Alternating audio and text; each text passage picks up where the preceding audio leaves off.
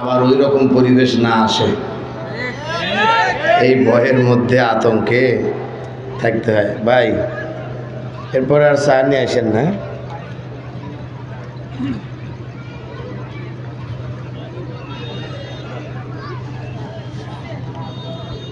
إن الحمد لله نحمده ونستعينه ونستغفره ونعوذ بالله من شرور أنفسنا ومن سيئات أعمالنا. من يهده الله فلا مضل له ومن يضلله فلا هادي له. ونشهد أن لا إله إلا الله وحده لا شريك له. ونشهد أن محمدًا عبده ورسوله الذي أرسله بالحق بشيرًا ونذيرًا وداعيًا إلى الله بإذنه وسراجًا منيرًا. فقد قال الله تبارك وتعالى في كلامه المجيد وفرقانه الحميد.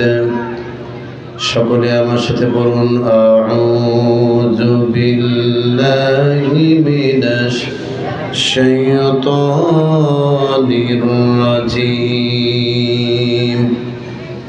বিসমিল্লাহির রাহমানির রাহিম। তুমিনুনা বিল্লাহি ওয়া রাসূলিহি ওয়া তুজাহিদুনা ফি সাবিলিল্লাহ وتجاهدون في سبيل الله بأموالكم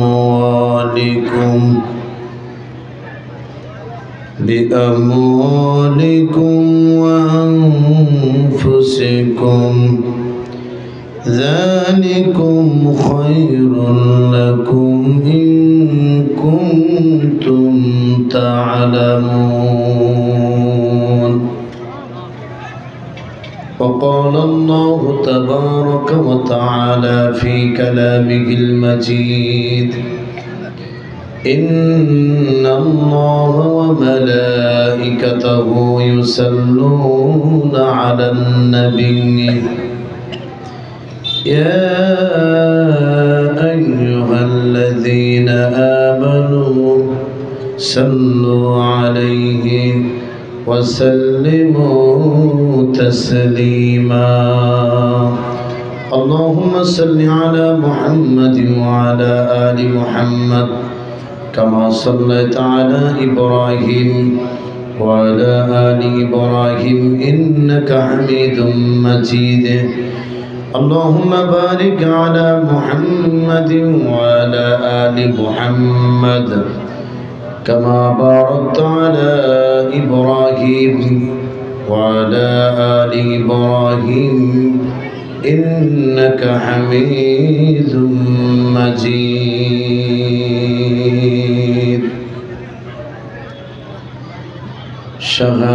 শাহাদাতের মওত আমায় নসিব করো হে আল্লাহ। বলেন আমিন। শাহাদাতের মৃত্যু চান তো আপনারা? আবার জোর করে আমিন বলায় বিপদে পড়ে যাবে না। না বলছি জোর করে আমিন বলালে তো আবার বিপদে পড়ে যাবে। শাহাদাতের মৃত্যু চান?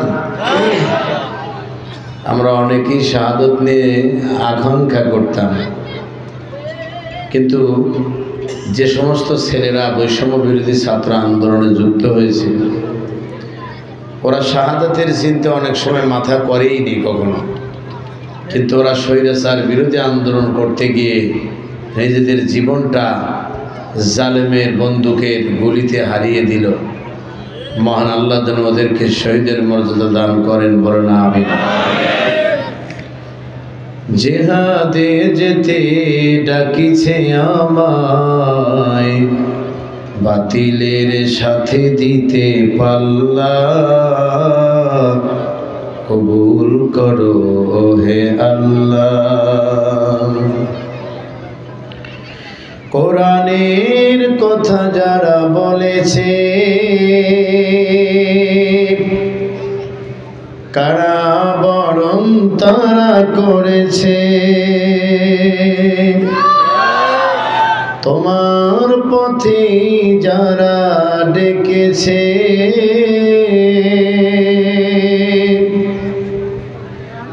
জীবন তাদের দিতে হয়েছে, তাদের বিপদে কিছু কিছু লোকে এখনো আছে, আগে কোনোদিন ইসলামী আন্দোলনে ডেকে পাওয়া যায় না। এখন হয়েছে শহীদি কাফেলার বড় অনুপ্রেরণার বাতিঘর। এর নাম হলো মুনাফিক। এর নাম কি? সুযোগ বুঝে নিজের চেহারাকে আড়াল করা। তাদের বিপদে কিছু কিছু লোকে আনন্দে করে হই হল্লা, দেখো না তুমি ওগো আল্লাহ, শাহাদাতের মওত আমায় নসিব করো হে আল্লাহ। জেহাদে যেতে ডাকিছে আমায়, বাতিলের সাথে দিতে পাল্লা কবুল করো হে আল্লাহ। বলেন আমিন। জরুন গার্মেন্টস শ্রমিকদের উদ্যোগে আয়োজিত তাফসীরুল কোরআন মাহফিল 2024 সভাপতিত্ব করছেন বাংলাদেশ শহীদি কাফেলা বাংলাদেশ জামাত ইসলামের কোনাবাড়ি থানা শাখার সংগ্রামী আমির ডাক্তার মোহাম্মদ কবির হোসেন। প্রধান অতিথি হিসেবে উপস্থিত থাকার কথা সাজ্জাদুর রহমান মামুন এবং অন্যান্য অতিথিবৃন্দ, সম্মানিত হযরত উলামায়ে কেরাম, বিভিন্ন পর্যায়ে উলামায়ে কেরাম কথা বলেছেন এবং আমার পরেও কথা আরও বলবেন। সবাইকে স্মরণ করছি, কাউকে সম্বোধন না করি, কারণটা হলো সময় আজকে বেঁধে দেওয়া, সেই টাইম অনুযায়ী আমাকেও কথা শেষ করতে হবে। উপস্থিত আছেন বিভিন্ন মসজিদ থেকে আগত সম্মানিত আইম্মায়ে মাসাজিদ এবং এ জাতির শ্রেষ্ঠ সন্তানেরা, হযরত উলামায়ে কেরামগণ। আমার সামনে উপস্থিত ঐতিহ্যবাহী গাজীপুর জেলার গাজীপুর মহানগরের 6 নং ওয়ার্ড এবং তার আশেপাশে এলাকার আপামর তৌহিদি জনতার এক অংশ, পর্দানিশী মা এবং বোনেরা, মহান মনিবের দরবারে প্রশংসায় মত্ত হচ্ছি, যিনি আজকের এই মাহফিলে আমাদেরকে শরীক হওয়ার তৌফিক এবং পরিবেশ করে দিলেন। আপনারা খুশি না বেজার? সবাই একসঙ্গে বলতে হবে, খুশি না বেজার? আমরা সেই মহান রবের প্রশংসা করে পড়ছি আলহামদুলিল্লাহ। পড়ুন সবাই, রব্বানা লাকাল হামদ হামদান কাসীরান তাইয়্যিবান মুবারাকান ফীহি। লক্ষ কোটি দরুদ এবং সালাম বর্ষিত হোক আমাদের একান্ত প্রিয় নবী, প্রিয় নেতা সাইয়্যিদুল মুরসালিন রাহমাতাল লিল আলামিন। বিশ্ব মানব সভ্যতা অন্ধকারের অমাবস্যা কালো রাত যেখানে অতিবাহিত করছি, এই অন্ধকারের পথ থেকে এ জাতি মুক্তি পেতে চাইলে শুধু বৈষম্য বিরোধী আন্দোলন করে স্বৈরাচার বিদায় করলেই হবে না। ততক্ষণ পর্যন্ত এই বৈষম্য দূর হবে না যতক্ষণ না পর্যন্ত মানবতার পরম বন্ধু বিশ্বনবী জনাবে মুহাম্মদুর রাসূলুল্লাহ সাল্লাল্লাহু আলাইহি সাল্লামের আনিত জীবন ব্যবস্থা এর সমাজে বাস্তবায়িত না হবে। বলেন ঠিক কিনা? সুতরাং সাময়িকের জন্য বৈষম্য দূর করার জন্যে যে পদক্ষেপ আমাদের ছেলেরা নিয়েছিল, সেই পদক্ষেপকে আমরা বিলীন হয়ে দেখতে দিতে চাই না। কারণটা হলো এই বৈষম্য বিরোধী আন্দোলনের মধ্য দিয়ে এক পরিবেশ সৃষ্টি হয়েছে বাংলার জমিনে। আজ থেকে 3 মাস আগেও আমরা কল্পনা করিনি, বিশেষ করে আমরা যারা মাঠ পর্যায়ে কথা বলতাম, এই মাঠ পর্যায়ে কথা বলার জন্যে এরকম উন্মুক্ত পরিবেশে জামাত ইসলামের আমির ডাইন বামে বসে থাকবে, এটা কল্পনাও করা বড় বিপদ। তার কারণ জামাত ইসলামের নাম নিয়ে কোনো মসজিদের খতিব যদি সূরা আস-সফ তেলাওয়াত করত, তাই মনে করতো নিঃসন্দেহে এটা জামাত ইসলামের লোক। আর এইগুলো আবার কিছু হুজুর ভাইয়েরা, তারা আবার ওই এলাকার বামপন্থীদেরকে বলে দিত যে জামাত ইসলামের বক্তা বা হুজুর চেনার কিছু কৌশল। 1 নাম্বার কৌশল হলো, দেখবেন ওনারা তেলাওয়াত করবে সূরা আস-সফ, সূরা আহজাব, সূরা আনকাবুত, সূরা লোকমান, কথা বলেন না কেন, সূরা মুজাদালা, সূরা তওবা। এইগুলো যে বক্তাদেরকে বেশি পড়তে দেখবেন, মনে করবেন যে উনি হলেন রাজাকারের চেতনায় বিশ্বাসী। তাহলে বোঝা গেল এই সূরাগুলো আল্লাহ সুবহানাহু ওয়া তাআলা শুধু জামাত ইসলামের জন্যই দিছে, আর কারোর জন্য দেয়নি নাকি?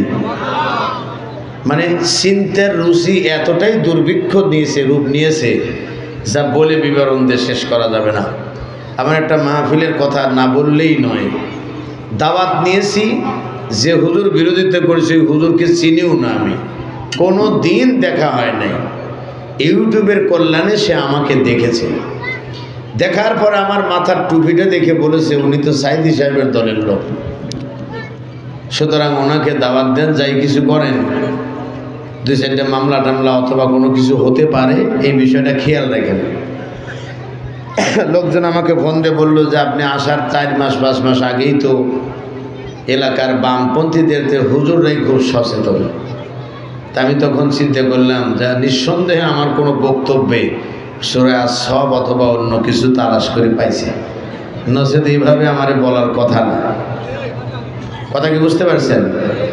অনেক কিছুর কথা বাকি রয়েছে। পরিচিত একটি এলাকা, এখানে এত কথা আমি বলবো না, যত কম বলবো ততই ভালো হবে। বেশি বললেই আবার দোষ আমার উপরেই আসবে, আমি সেটা চাচ্ছি না। কেননা দোষী ব্যক্তিদের একটা বৈশিষ্ট্য হলো, সে চুরি করবে তাকে চোর বলা যাবে না, আসলে উনি ইন্টারন্যাশনাল চোর। কথা কন না কেন?